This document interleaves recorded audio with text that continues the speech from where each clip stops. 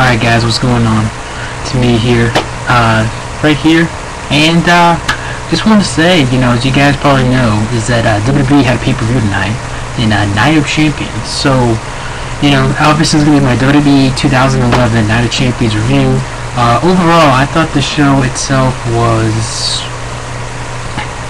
an interesting show, I think. For the most part, it was good. I enjoyed it. There's some stuff at the end, a couple matches I still feel like, what? But, overall, that was an okay show. I enjoyed it myself. I enjoyed it. I know people are saying, well, the show sucked. What's wrong with you, man? The show sucked or whatever. But, we all have our opinions. Let's start off, though. Yeah. Alright. So, first off, we had the team of Bourne, and Kofi Kingston versus Miz and R-Truth for the tag titles. And this was a good match. It was a good opener. I enjoyed it. I think, it's just, we showed that, for some reason, the Miz and R-Truth to me are just a pretty good tag team. I enjoy them. And a lot of people say, oh, Bourne and Kofi Kingston, they're a random tag team, but, there were some spots here in this match that Bourne and Kofi Kingston were legit, working together, so it was pretty cool, fun to see that. I guess the main highlight in this match is, the Miz hitting the Skull Crusher finale on Bourne.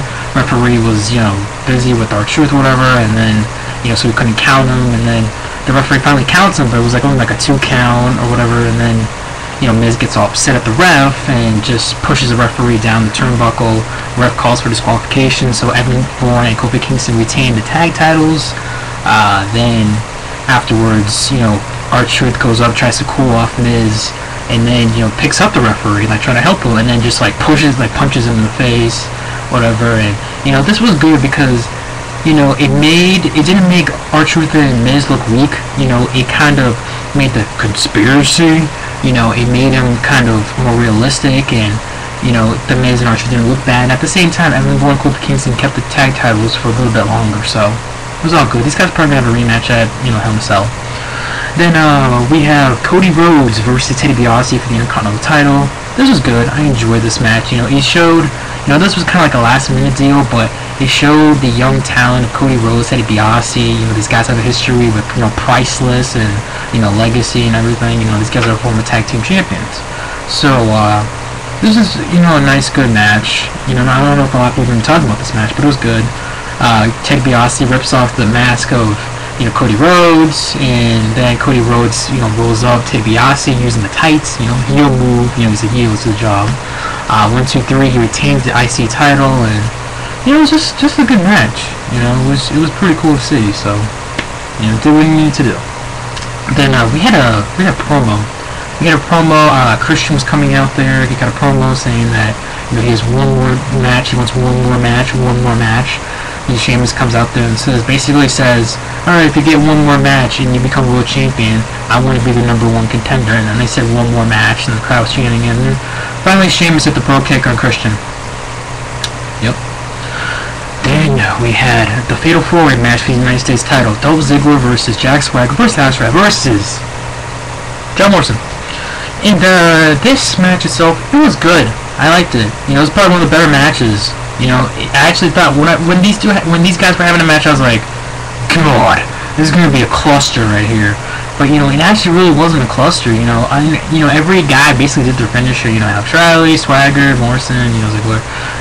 They all got their own little spots in there. And I thought that was pretty cool, and it was just a good match overall, really. I mean, Swagger hits the gut-wrench powerbomb, and I believe it was Alex Riley, but it could have been John Morrison. I forget.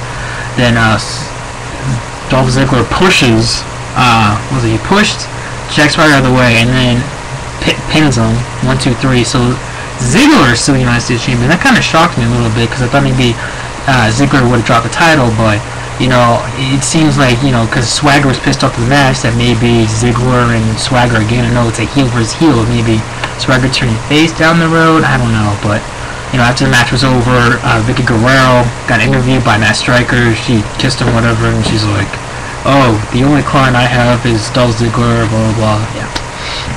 So then we move on to the World Heavyweight Championship match. Mark Henry, yeah, so who's going to get their ass kicked, versus Randy Orton. This match was kind of slow, But, you know, when you get a big guy like Mark Henry, that's, you know, kind of not, like, unpredictable. It's kind of easy to predict that, so, you know, it's probably one of the better Mark Henry matches he's had in his career, let's just say that. But, you know, Randy Orton's about to hit the RKO, Mark Henry reverses it, hits the World's Strongest Slam, and pins, yes, people, pins Randy Orton and becomes a new World Heavyweight Champion. I'm kind of shocked and kind of not, because I did hear about, you know, Mark Henry, you know, retiring soon, and WWE want to give him one, you know, world title run. I believe this is his first world title, and he's been wrestling for like 15 years or something. Yeah. But, I mean, congratulations to Mark Henry. I mean, he's, you know, this should be interesting, you know, and then people say, oh, he's going to drop it at the Hell in a Cell. He's going to drop it, he's probably going to drop it at, I'd say, Vengeance, or, you know, Survivor Series or something. We had a debate in Skype about, oh, he's going to give him back, whatever, but, you know, it was good. I enjoyed it. You know, I think I'm giving Mark Henry a chance at a world title, world champion, we'll say. So then we have the Divas match. Oh, sorry, we had the Divas match, Divas have match.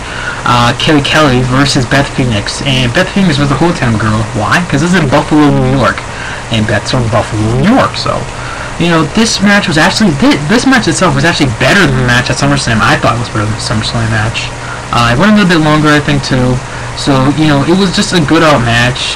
Kelly actually didn't really botch. You know, Beth just, you know, sold the movies right, whatever. And Beth looks like she's about to hit the Glam Slam. And out of nowhere, she rolls Beth up and beats her 1, 2, 3, and Kelly is still your Divas champion.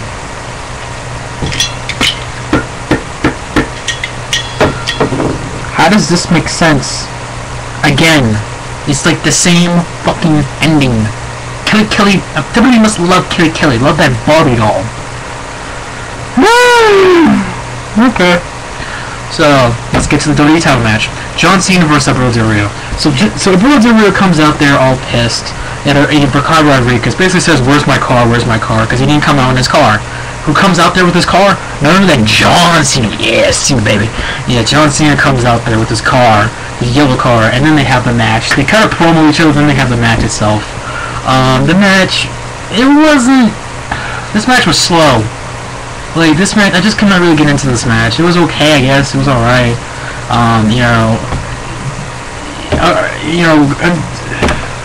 was just, basically John Cena, getting beat up by Bro Del Rio, and then here comes the STF. And I actually thought, alright, Del Rio's not gonna tap out. Guess what happens?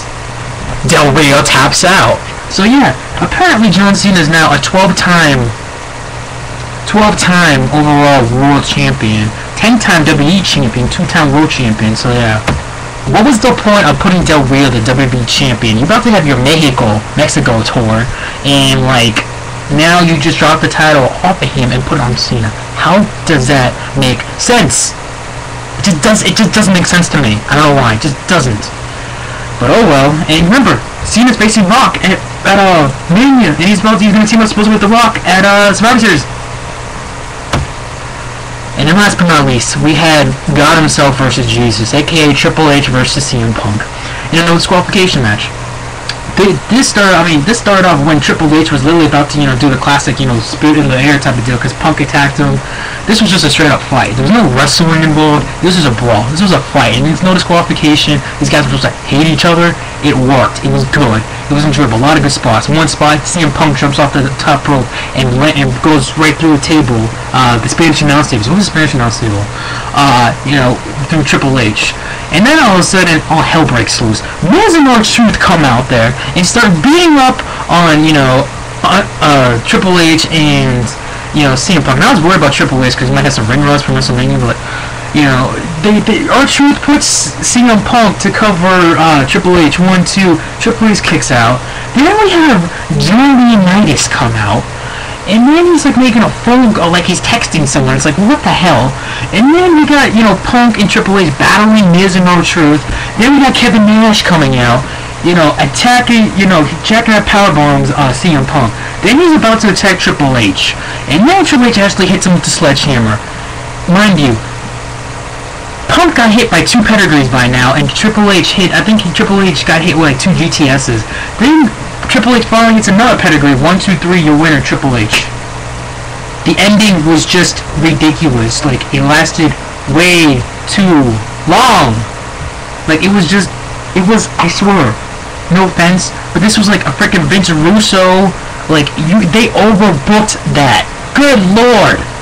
Like, that was like TNA right there for like 15 minutes. That was just too much. It didn't make sense. Alright, and I get what you're saying. Some people, oh yeah, well, you know, they're trying to tune into you for tomorrow night, Monday Night Raw. Yeah, I understand that. But still, it was just, what the hell? It doesn't make sense. Anyways, that's it for me, guys. Overall, I thought this PPV was good, enjoyable. The ending got me confused more than like a freaking, what's that one movie? The Village. Yeah, was that confusing? Anyway, I'll catch you guys later. Peace.